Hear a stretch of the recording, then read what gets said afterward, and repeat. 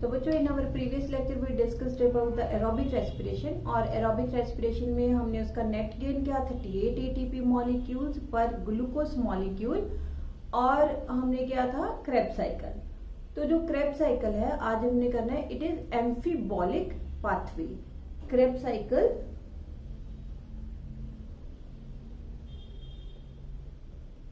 it is an amphibollic pathway. Amphi मतलब both, to, बॉलिक मतलब होता है मेटाबॉलिज्म।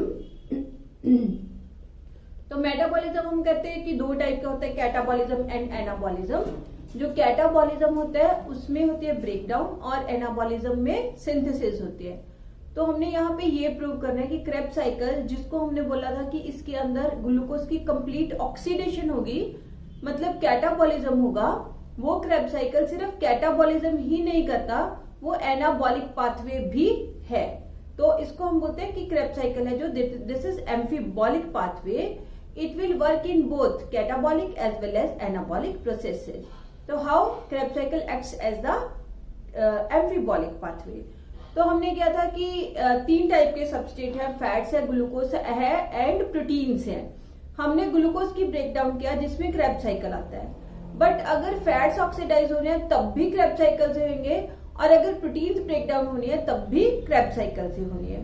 तो मतलब क्या है कि क्रेब्स साइकिल है जो ये कैटाबॉलिक हुआ for the breakdown of all glucose, fats and proteins. ठीक है, तो अगर हम लेते हैं रेस्पिरेटरी सबस्ट्रेट एज फैट्स, दूसरा हमारे पास रेस्पिरेटरी सबस्ट्रेट क्या है, कार्बोहाइड्रेट्स, और तीसरा हमारे पास रेस्पिरेटरी सबस्ट्रेट क्या है, प्रोटीन्स। अगर फैट्स है रेस्पिरेटरी सबस्ट्रेट, तो सबसे पहले जो फैट्स है इनकी बीटा ऑक्सीडेशन होगी और ये कन्वर्ट हो जाएंगे into glycerol and fatty acids. तो ये कन्वर्ट हो गए into fatty acid and glycerol. Fats ने क्या बनाया, बीटा ऑक्सीडेशन के बाद इन्होंने बना दिया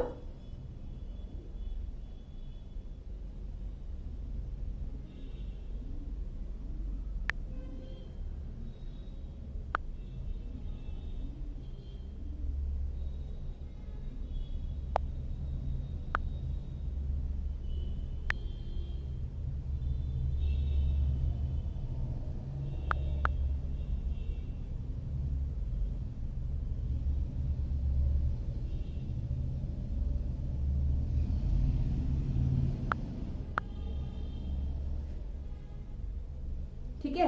तो फैट्स है जो इनकी हुई बीटा ऑक्सीडेशन, और बीटा ऑक्सीडेशन के बाद इन्होंने बना दिया फैटी एसिड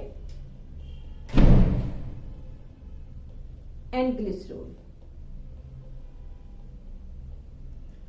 और जो कार्बोहाइड्रेट्स हैं वो कन्वर्ट होते हैं पहले इनटू सिंपल शुगर्स,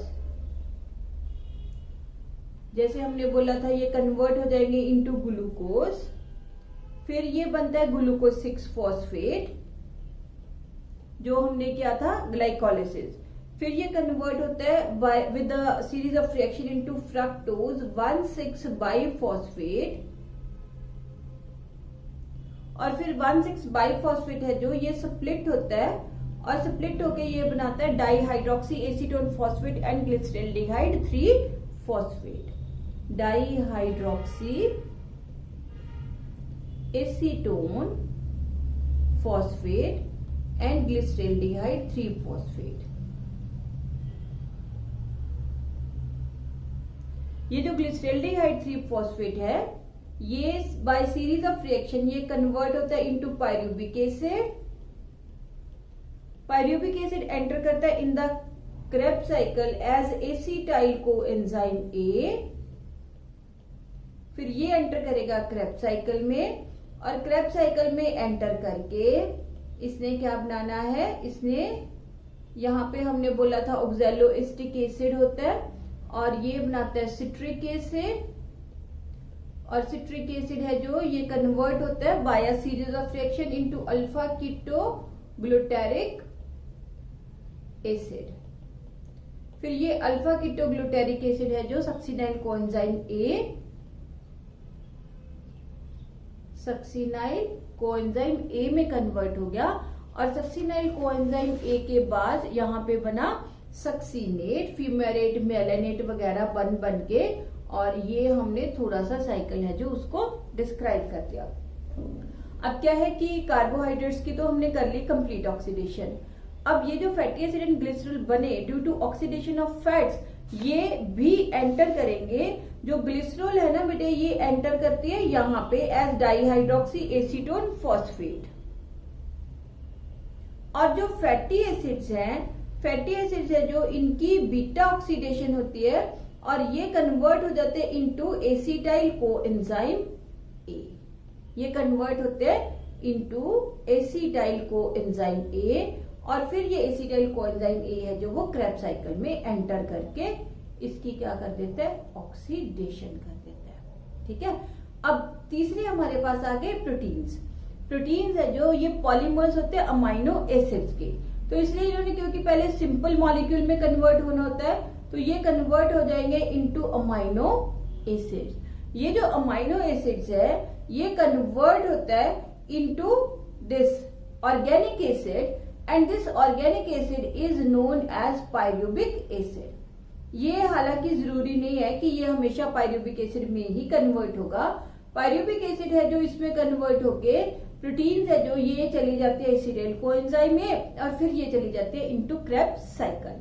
तो ये तो हो गया कैटाबॉलिक पाथवे। अब एनाबॉलिक पाथवे क्या है कि ये जो एसिटाइल कोएंजाइम ए इसने बनाया बाय ऑक्सीडेशन, ये एसिटाइल कोएंजाइम यहाँ से निकल भी सकता है और निकल के ये वापस क्या बना सकता है, फैटी एसिड्स बना सकते हैं, फैट्स बना सकते हैं। कि अगर एक्सेस ऑफ ये एसिटाइल कोएंजाइम ए है तो वो excess of acetyl coenzyme A को फैट्स में दोबारा से कन्वर्ट कर देगा, क्योंकि यहाँ पे फैट्स सिंथेसाइज हुए तो ये एनाबॉलिक प्रोसेस हो गई। सिमिलरली यहाँ पे देखो ये जो है दैट इज, हमने बोला कि जब इसकी अमाइनो एसिड की डीएमिनेशन हो गई तो इसमें से एक अमाइनो ग्रुप चला गया और ये बन गया ऑर्गेनिक एसिड। ये जो ऑर्गेनिक एसिड है अगर इसको अमाइनो ग्रुप मिल जाए तो ये किस में कन्वर्ट हो जाएगा, इनटू अमाइनो एसिड में कन्वर्ट हो जाएगा। तो इसका मतलब इसने भी क्या कर दिया, सिंथेसिस कर दी। इसके अलावा ये जो अल्फा कीटोग्लूटारिक एसिड है ना, ये ऑर्गेनिक एसिड हो गया। तो अल्फा कीटोग्लूटारिक एसिड है जो ये कन्वर्ट हो सकता है into amino acid, that is glutamic acid.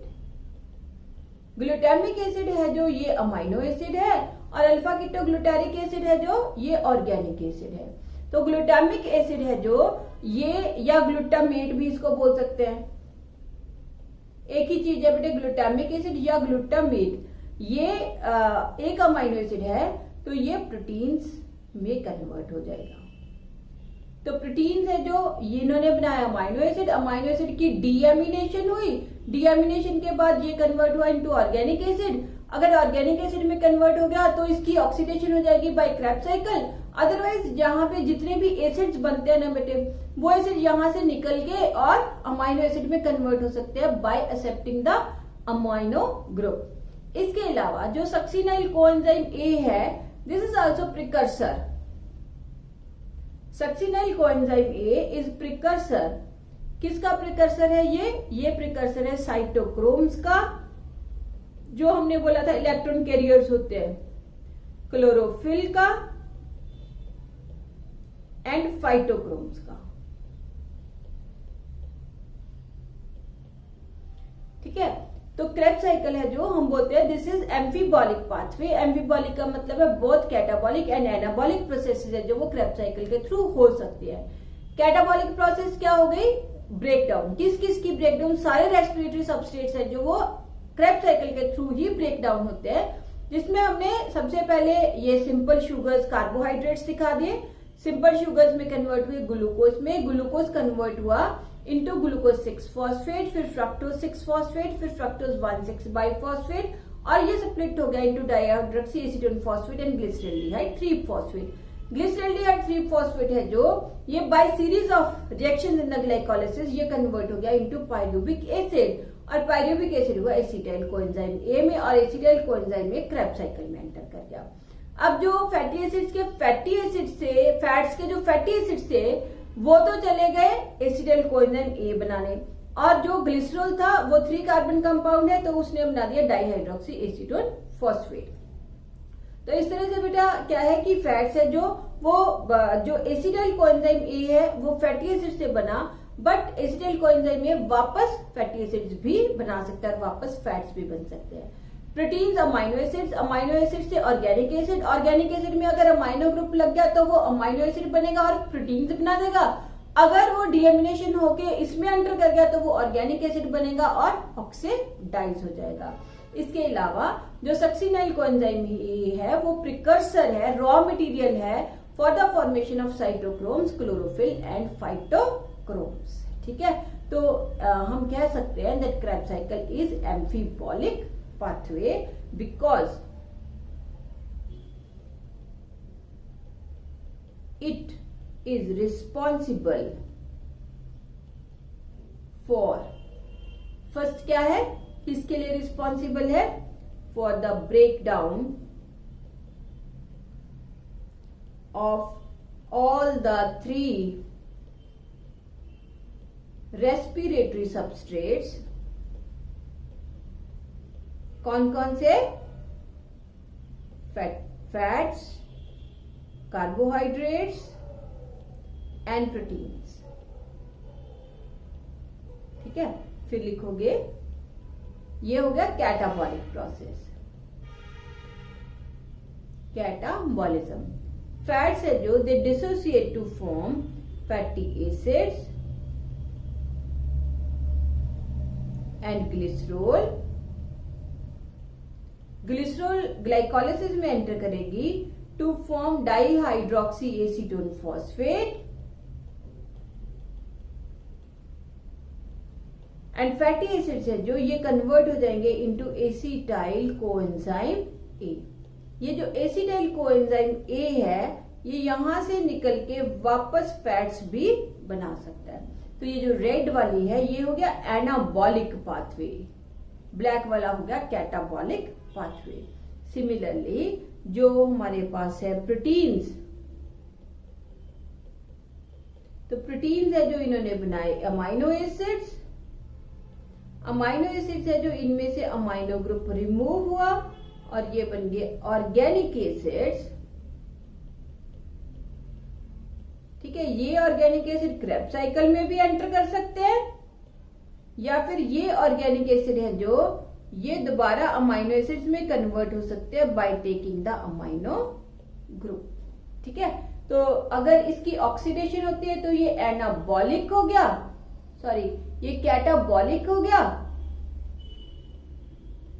और अगर इसकी सिंथेसिस होती है तो ये एनाबॉलिक पाथवे हो गया। इंपॉर्टेंट है बेटा ये काफी, that is Krebs cycle is amphibolic pathway discuss. तो ये सारा एनसीईआरटी में दिया हुआ है, वहां से अच्छी तरह से रीड कर लेना है। और अब हमने आगे क्या करना है, हमने नेक्स्ट करना है एनारोबिक रेस्पिरेशन। एनारोबिक रेस्पिरेशन, तो anaerobic respiration as we have already discussed that there is incomplete break oxidation of respiratory substrate, so कि ऑर्गेनिक कंपाउंड से ऑर्गेनिक कंपाउंड ही बनेगा, और सेकेंडली मच फ्यूअर एनर्जी है जो that is released as compare to aerobic respiration. तो anaerobic respiration है जो इट इज पार्शियल और incomplete oxidation, incomplete oxidation of glucose या रेस्पिरेटरी सबस्ट्रेट लिखते हैं हम, of respiratory substrate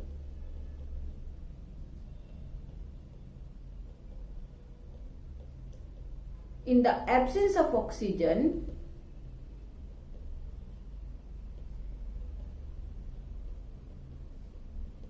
to form various organic compounds and carbon dioxide. ठीक है, तो जो एनारोबिक रेस्पिरेशन है it was discovered bye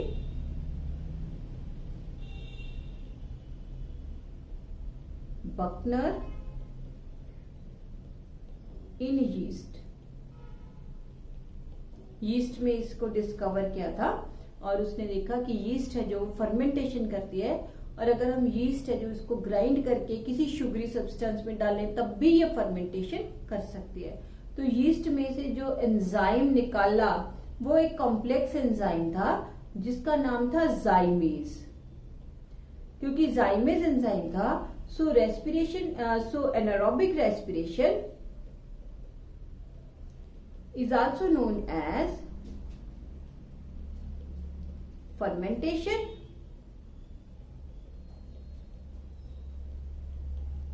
as well as, और क्या बोलते हैं इसको, zymosis. It is also known as zymosis. तो एनारोबिक रेस्पिरेशन है जो, उसको हम zymosis भी बोल सकते हैं। इसमें बेटे जो एनारोबिक रेस्पिरेशन है ना, इसमें ऑर्गेनिक कंपाउंड, कोई भी ऑर्गेनिक कंपाउंड है, मेनली ग्लूकोज है जैसे, तो ग्लूकोज है जो ये in the absence of oxygen ये ब्रेक डाउन होएगा, और ब्रेक डाउन होके ये या तो लैक्टिक एसिड बना रहा है या तो ये बनाएगा इथेनॉल। तो ये ऑर्गेनिक, ग्लूकोज भी ऑर्गेनिक कंपाउंड है और ये भी ऑर्गेनिक ही कंपाउंड है। तो क्योंकि ऑर्गेनिक कंपाउंड है इसलिए इसके बीच में बॉन्ड्स होंगे, उन बॉन्ड्स में एनर्जी होगी। तो यहाँ पे क्योंकि ऑर्गेनिक कंपाउंड ऑर्गेनिक में ही कन्वर्ट हो रहा है, तो इस ऑर्गेनिक में एनर्जी है जो वो प्रेजेंट होगी, तो इसलिए जो रिलीज करेगा एनर्जी वो कम रिलीज करेगा।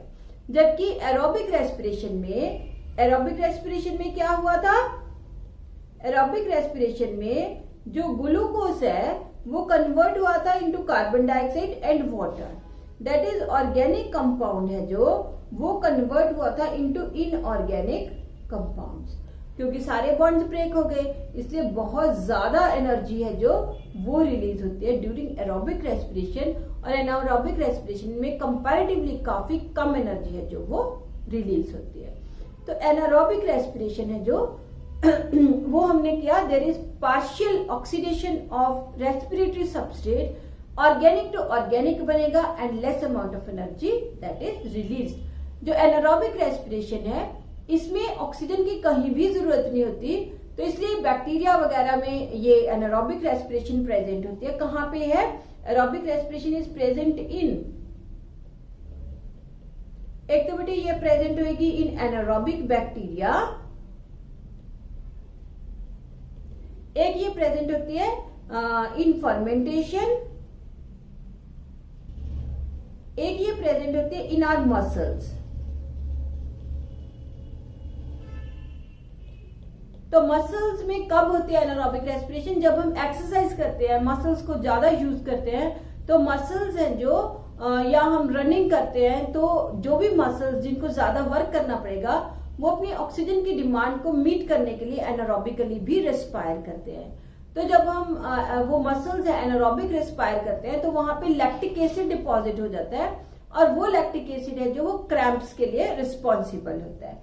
तो एनारोबिक बैक्टीरिया में प्रेजेंट है, फर्मेंटेशन में प्रेजेंट है, और मसल्स में प्रेजेंट होती है एनारोबिक रेस्पिरेशन। इसके अलावा जो एनारोबिक रेस्पिरेशन है ये बस मसल्स में होगी, बैक्टीरिया में होगी, ड्यूरिंग फर्मेंटेशन प्रोसेस है जो तब एनारोबिक रेस्पिरेशन है जो वो चलती है। तो प्रोसेस क्या है रेस्पिरेशन का, और हाउ जो ग्लूकोज है it will be converted into lactic acid और इनटू इथेनॉल। तो उसके वो सारी प्रोसेस है जो वो हम नेक्स्ट लेक्चर में करेंगे, depending upon the end product, depending upon the end product. हमने जो एनारोबिक रेस्पिरेशन करनी है ना वो दो टाइप की करेंगे, एक हम करेंगे इथाइल अल्कोहल फॉर्मेशन,